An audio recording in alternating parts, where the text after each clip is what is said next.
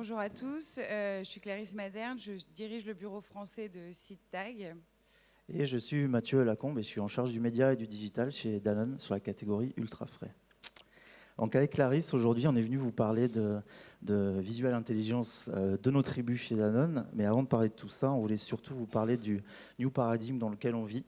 Donc on ne va pas vous apprendre grand-chose parce que c'est le monde dans lequel vous vivez tous, ou dans lequel on vit tous. On voulait juste vous dire et vous montrer que s'il est embrassé, il permet en tout cas de se réinventer durablement dans les manières de faire et notamment sur nos métiers et sur le métier de la publicité. Et ça, c'est vrai que c'est important parce que la technologie aujourd'hui, elle a permis aux individus, à nous tous, de prendre le pouvoir, de passer du côté passager au côté pilote et de pouvoir s'exprimer. Donc du coup, ça, chez Danone, nous, on l'a compris il y a quelques mois. On a tardé, voilà, mais on est en pleine rupture et transformation aussi. De ce fait-là, il a fallu qu'on se réinvente de manière urgente si on ne voulait pas à notre tour mourir comme de grandes sociétés qui peuvent l'être en ce moment. Du coup, ce qu'on a dû, là où on a dû se poser, c'était aussi se dire quels sont les fondamentaux qui ne changent pas. Et en l'occurrence, les fondamentaux qui ne changent pas pour nous, ce sont ceux du marketing, qui restent les mêmes, qui sont basés sur 3 piliers. Là aussi, je ne vais pas vous apprendre grand-chose, je pense que vous y êtes tous familiers. Le premier, c'est la création de valeur. Donc, c'est la création de valeur auprès de l'entièreté de notre écosystème. Alors, pour nous, ce sont nos agriculteurs partenaires, nos distributeurs, comme Carrefour tout à l'heure, les individus, bien sûr, à qui on destine nos marques et nos produits, et bien sûr, nos actionnaire. Le deuxième pilier, c'est la génération de croissance. C'est de la croissance qui doit rester durable sur un double projet qui est à la fois mi-économique et social, qui est sur les fondements du groupe Danone. Et enfin, créer des marques fortes. Et ça, j'y reviendrai juste après. Ça, ce sont les piliers qui restent, sont les fondamentaux du marketing. Par contre, la manière de faire du marketing doit, elle, être complètement réinventée.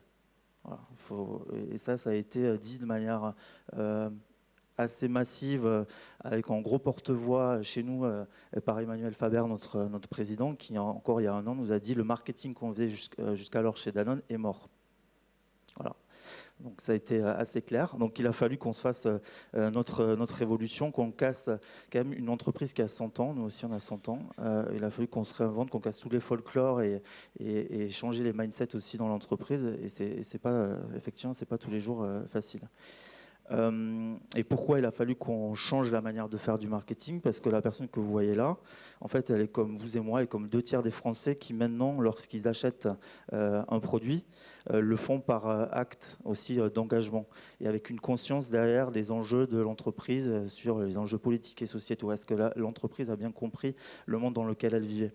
Et ça, c'est important parce que cette personne-là, comme vous et moi, en fait, elle flaire le bullshit à 8000. Qu'elle s'en fout de Danone, elle s'en fout de nos produits, elle se fout de beaucoup de choses. Donc voilà, donc pour elle, en tout cas, il a fallu que effectivement on fasse du marketing autrement. C'était vital. Du coup, on a atterri l'an dernier sur une nouvelle vision du marketing chez Danone. Et la vision qu'on a, c'est People Power Brands. Qu'est-ce qu'elle veut dire? Ça veut dire, si je schématise un peu la chose, c'est de passer d'une logique de B2C à H2H, donc de human to human. Et c'est important parce qu'on remet justement l'individu au centre de tout ce qu'on fait. Chez Danone, en fait, on s'est longtemps regardé le nombril, hein, pour être honnête. On regardait les gens derrière des vitres teintées, on faisait des pré-tests, des post-tests, etc. Ça, c'est terminé. C'est terminé. Il y a ce new paradigm qui est arrivé, ce nouveau monde. Donc on écoute les gens, on écoute les individus. On ne se parle plus de consommateurs, typiquement. Voilà, c'est des mots bannis. On se parle d'individus et c'est important. Et donc l'idée, bien sûr, c'est d'être là où sont les gens, d'être là où ils sont, d'être précis dans la manière de faire du marketing. Et c'est pourquoi on choisit des acteurs aussi comme SeedTag pour nous accompagner sur le fait d'aller chercher les individus là où ils sont. En effet, être là où les gens sont, ça passe par comprendre les nouveaux usages. Et un des usages évidents aujourd'hui, c'est le visuel. On l'a entendu tout à l'heure avec Pinterest. Le visuel est extrêmement important. Aujourd'hui, on est complètement dans l'ère du contenu visuel. On le voit notamment... Pardon. Ah, et voilà. On le voit notamment avec les réseaux sociaux, évidemment, les plateformes, hein, que ce soit Facebook, Instagram, Twitter ou Pinterest, qui l'a très bien expliqué tout à l'heure. Aujourd'hui, plus de 350 millions d'images sont partagées chaque jour. On est dans cette ère du contenu visuel. L'information rentre par le visuel aujourd'hui. Et évidemment, ça rejoint aussi le fait que la croissance de la photo est évidente. Hein. Les 12 derniers mois, on a généré l'ensemble des photos qui n'ont jamais été prises jusqu'à aujourd'hui. Donc c'est évident que c'est un enjeu extrêmement important aujourd'hui d'analyser les images, donc ce qu'on appelle le visuel intelligence, qui est un enjeu majeur dans de nombreuses industries. C'est un enjeu pour notamment tout ce qui est deepface, reconnaissance faciale, mais aussi l'industrie automobile avec les véhicules autonomes, et évidemment dans notre industrie, hein, dans la publicité digitale, où évidemment on doit se pencher dessus. À savoir aussi que c'est la première poche d'investissement de l'intelligence artificielle. Nous, chez SeedTag, on a développé une plateforme d'in-image advertising pour permettre aux annonceurs de venir préempter les images chez les éditeurs, venir préempter cet inventaire qui est extrêmement puissant, un inventaire qui est aussi naturellement visible, et aussi permettre aux annonceurs de rompre avec les habitudes publicitaires. Évidemment, aujourd'hui, on doit s'adresser aux consommateurs, aux internautes différemment. Pour s'adresser à eux, on va travailler sur l'hyper-contextualisation des campagnes, permettre aux annonceurs de s'intégrer dans les bons visuels, de s'intégrer dans les bons contextes. Pour ça, chez SeedTag, on a développé une technologie qui s'appelle Cognitive Content Analysis et qui va nous permettre d'analyser les articles du sol au plafond, c'est-à-dire on va venir analyser toute la partie sémantique ainsi que l'image. Dans la partie sémantique, aujourd'hui, nous, on va utiliser une technologie, un outil qui s'appelle le NLP, hein, que vous connaissez sans doute, Natural Language Processing, c'est-à-dire qu'on va analyser les structures syntaxiques des phrases pour aller plus loin que le keyword targeting et justement comprendre exactement ce qui est dit dans l'article. On va ensuite confirmer ce qui est dit, ce qui est présent dans l'image pour en effet voir si on veut intégrer Danone, la campagne, on va voir le cas Oikos, si on veut intégrer Oikos dans ce contexte-là et permettre à la marque de s'intégrer dans ce contexte. Ce qui est aussi extrêmement intéressant, c'est de travailler l'hypercontextualisation sans l'utilisation de cookies. Aujourd'hui, on va aller s'adresser à des cibles sans forcément utiliser de la donnée cookifiée.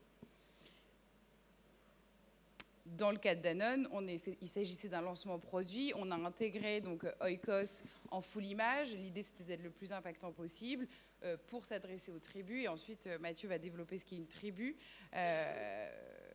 Voilà. On va pouvoir mettre en place évidemment plusieurs stratégies de ciblage, soit d'un point de vue marché, avec tout ce qui est défense, marketing, guérilla marketing, aussi travailler tout le territoire de marque, hein, les égéries, les événements sportifs, hein, associer la marque à tout ça, partir aussi d'un point de vue USP produit, mais aussi travailler sur les affinités de la cible. Dans le cas d'Oikos, on a travaillé les 4 ciblages au sein d'une même campagne pour le lancement de ce produit-là. Ouais, tout à l'heure, je parlais de précision marketing. Le précision marketing, comment ça prend forme chez Danone. Donc déjà, le précision marketing, c'est de faire du marketing de manière précise. Ça ne veut pas dire autre chose et on ne réinvente pas la roue.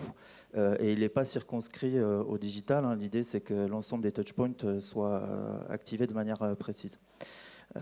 Ici, ce que vous voyez à l'écran, c'est sur donc, la marque Oikos qu'on a lancée en juin dernier. Vous voyez 3 tribes. Donc les tribes, c'est les tribus. Donc qu'est-ce que c'est une tribe? C'est un regroupement d'individus sur un centre commun qui, en l'occurrence, définit chez Danone comme une raison d'acheter. En fait, on a tous des raisons d'acheter complètement différentes en fonction des produits que nous, on va pousser. Et du coup, en l'occurrence là, sur Oikos, il y en a 3. La Guilt-Free Cravers, la Mindful Gluttonous et les Novelty Seekers. Dans Mindful Gluttonous, typiquement, ce que ça exprime comme raison d'acheter, c'est je suis gourmand et je le fais sans complexe. Et ce sera ma raison d'acheter principale. La Guilt-Free Cravers, elle sera plus sur je suis dans la recherche de gourmandise, mais je fais extrêmement attention aux ingrédients qui sont présents dans les produits. La Novelty Seekers seront des gens qui seront à la recherche d'innovation dans la food. Voilà, ça, c'est des raisons d'acheter qu'on a identifiées chez Danone. Une fois qu'on a fait ce travail-là, on va avoir nos partenaires médias pour essayer de les identifier et ensuite de les adresser. Et c'est ce qu'on a fait du coup avec les équipes des Clarisse. En effet, une fois qu'on a reçu ces tribus, on les a traduits en sémantique, en contexte. On allait écouter tout le bruit médiatique autour de ces tribus pour aller justement toujours dans cette idée d'hyper-contextualisation, aller toucher les tribus de Danone là où elles se trouvent. Et elles se trouvent dans plein d'endroits en fonction de leur affinité. Donc l'intérêt, c'est évidemment d'aller toucher ces tribus dans une multitude de contextes. En effet, on va passer du sport au fashion, ou en tout cas tout ce qui était, on l'a vu pour justement la mindful glutinous, le home design, etc., qui sont des sujets en affinité avec cette tribu-là. Au-delà des KPI médias, évidemment, visibilité, complétion, etc., l'intérêt, c'était de venir aussi enrichir les tribus de Mathieu, donc les tribus de Danone, pour lui donner des informations utilisable par la suite. Nous, ce qu'on en a retenu, c'est qu'en effet, ce qui fonctionnait le mieux et les tribus étaient le plus réceptives, c'était évidemment dans Fashion and Beauty, c'était la partie Do It Yourself, ou sur Healthy Food, la partie équilibre alimentaire, ou Home and Design, tendance et décoration, etc. Donc l'intérêt, c'est qu'ils puissent s'en resservir par la suite dans d'autres activations et même via SeedTag pour les prochains temps forts. C'est assez crucial parce que c'est vraiment une façon de travailler qui est complètement itérative. Ces tribus-là, elles sont définies en interne par les brand leaders et elles sont retravaillées en fonction des résultats des campagnes qu'on peut mener avec les acteurs avec qui on les active.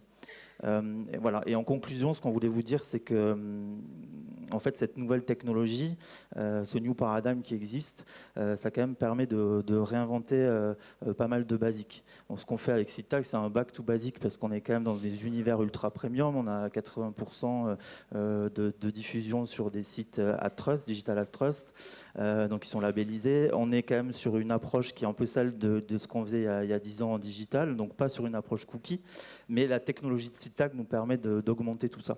Donc voilà, on a un peu un retour au back to basic, mais de manière augmentée, et on gagne du coup beaucoup plus aussi en impact et en attention publicitaire. Ce qu'on voit en effet, c'est qu'on arrive à tenir des performances, d'excellentes performances, justement en travaillant différemment, en travaillant le contexte et en allant chercher justement les cibles ou les tribus là où elles se trouvent. C'est une autre typologie de data.